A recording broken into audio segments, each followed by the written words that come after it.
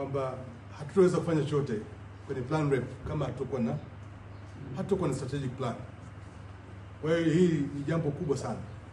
Niwaombe watumishi wenzangu wa halmashauri ya wilaya Chemba, tupo uzito na ustahili. Hutaweza kufanya chochote. Kila idara, kila mkuu wa section, kila mkuu wa kitengo hataweza kufanya chochote kwenye budget hii inayokuja tunaandaa bila kukamilisha strategic plan. Kwa hiyo muone uzito wake. Kazi hii ni kubwa, tusingeweza kuifanya wenyewe. Tukapata nafasi ya kuomba kwa wasaidizi wetu ili waweze kutupatia wataalamu ambao wataweza kutupitisha.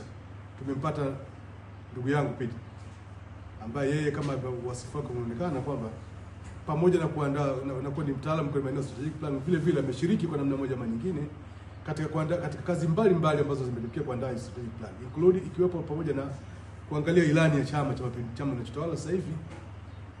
Ameweza vile kupitia na kuweza kuilink hiyo ilani ya Chama cha Mapinduzi na vile strategic plan ya kwetu sisi, ambapo ni mpango ambao utaendana na mipango mipya ya kitaifa ambayo imeandaliwa. Ikiwepo mpango wa miaka 5 wa taifa, lakini ikiwepo pia ilani ya Chama cha Mapinduzi, lakini ikiwepo na mpango wa taifa wa 2050.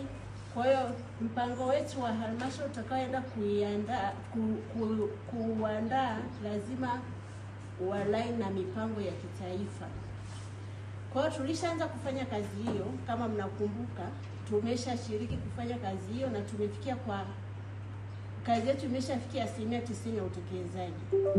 Kwa hiyo tupo hapa kwa ajili ya kupitia takwimu ambazo tumeziandaa, lakini pia kupitia dokumenti yote, lakini tutapitishwa pia kwenye mipango ya kitaifa, na mipango yote hiyo tutaitumia pia kwenye maandalizi ya bajeti.